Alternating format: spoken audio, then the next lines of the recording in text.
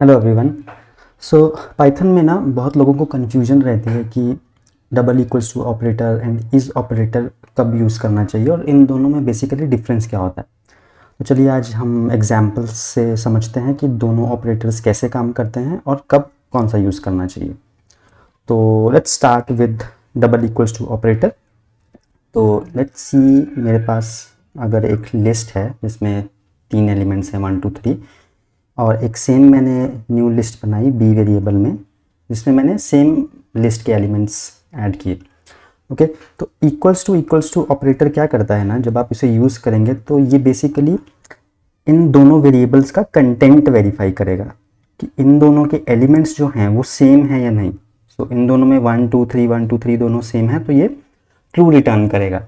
और जो is operator है वो क्या करता है ना, वो मेमोरी लोकेशन वेरीफाई करता है।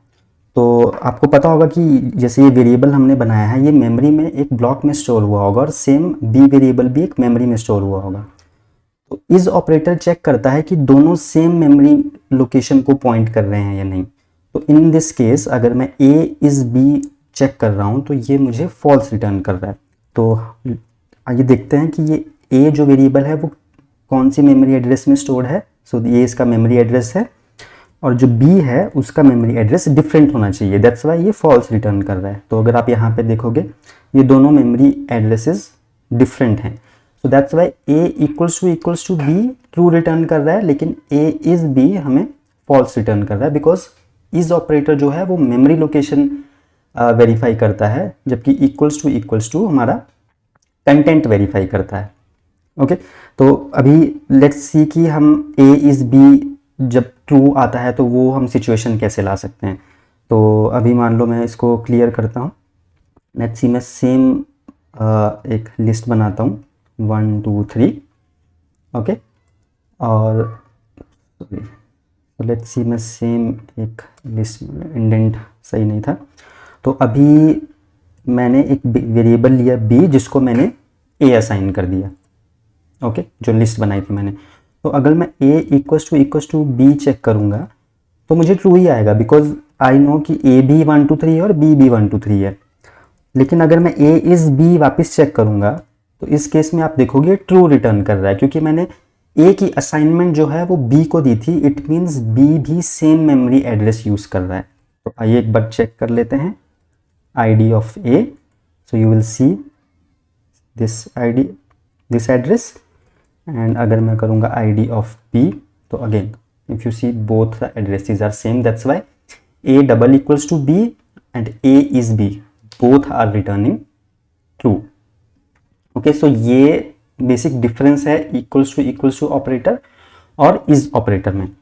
अब मैं एक और आपको एग्जांपल बताना चाहता हूँ जिससे आपको एक और कॉन्सेप्ट क्लियर होगा इन ऑपरेटर्स के डिफरेंस का।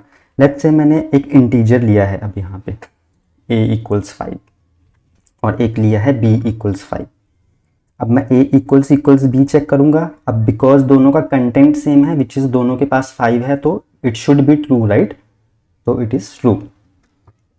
और अगर मैं a इज़ b चेक करूँगा, अब जैसे हमने पहले लिस्ट लिया था तो a इज़ b हमने जब फर्स्ट टाइम किया था तो वो फॉल्स आ रहा था, राइट? क्योंकि दोनों की मेमोरी एड्रेस डिफरेंट थी। अब मैं यहाँ पे a इज़ b करूँगा तो ये ट्रू आ रहा है। ओके, तो अभी हम चेक करें दोनों की मेमोरी एड्रेस तो यहाँ पे आप देखेंगे दोनों सेम मेमोरी एड्रेस में स्टोर हो रहे हैं। दैट्स वाई इसमें इज और इक्वल्स टू दोनों ट्रू रिटर्न कर रहे हैं। ठीक है, अभी एक और एग्जांपल देता हूँ। जैसे कि अब मैंने a इक्वल्स टू 1000 स्टोर किया, ये इंडेंट आ गया, और मैंने b इक्वल्स टू 1000 किया, सॉरी हाँ लेट्स से b को मैंने 1000 किया और a को भी मैंने 1000 किया। ठीक है, अभी जैसे हमने लास्ट टाइम देखा था a equals to b true होना चाहिए बिकॉज दोनों का कंटेंट सेम है ना। जैसे हमने a5 b5 किया था तो उसमें भी ये ट्रू आया था और a इज़ b भी हमें ट्रू आया था जब हमने a इज़ 5 और b को भी 5 वैल्यू दी थी। लेकिन अब यहाँ पे अगर हम a इज़ b चेक करेंगे तो आपको लग रहा होगा कि ये भी ट्रू आएगा, बट ये इस केस में फॉल्स आएगा। उसका रीज़न ये है कि जो स्मॉल इंटीजर्स होते हैं ना, पाइथन क्या करता है, उनकी कैशिंग करता है।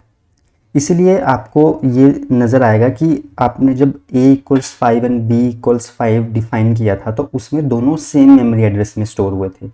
लेकिन इस केस में अब ये बड़ा इंटीजर है, इसलिए मैंने 1000 लिया इस एग्जाम्पल को समझाने के लिए। तो इस केस में क्या हुआ ना, इस केस में दोनों डिफरेंट मेमोरी लोकेशन पे स्टोर करता है पाइथन। अब वो एक अलग कॉन्सेप्ट है कि ये ऐसा डिफरेंट लोकेशन में क्यों स्टोर किया। अगर आपको उसके ऊपर वीडियो चाहिए प्लीज़ कमेंट सेक्शन में आप मेंशन कर दीजिएगा, मैं उस पर भी एक वीडियो बना दूंगा। तो इन दिस केस ये डिफरेंट मेमोरी एड्रेसेस यूज़ कर रहा है टू स्टोर दिस वेरिएबल, तो इसीलिए इस केस में ए इज़ बी फॉल्स आ रहा है। तो आपको इक्वल्स टू कब यूज़ करना चाहिए और इज़ कब यूज़ करना चाहिए। तो जब भी आप डील कर रहे हैं नंबर्स, स्ट्रिंग, लिस्ट, टपल्स और डेटा कंपैरिजन बेसिकली करना है आपको, तो हमेशा आपको डबल इक्वल्स टू यूज़ करना चाहिए, बिकॉज आपको कंटेंट चेक करना है, नंबर, स्ट्रिंग्स, लिस्ट, टपल्स, और आप डेटा चेक कर रहे हैं उसका कि वो सेम है या नहीं। और ऑन द अदर हैंड आपको इज़ ऑपरेटर तब यूज़ करना चाहिए जो कि सिंगलटन ऑब्जेक्ट है, जैसे कि आपको बुलियन बेसिकली चेक करना है, इज़ ट्रू, इज़ फॉल्स, है ना, और इज़ नन। फॉर एग्जांपल आपको चेक करना है इफ़ ए इज़ नन, तब caps none, if A is none, तब आपको ये यूज़ करना चाहिए।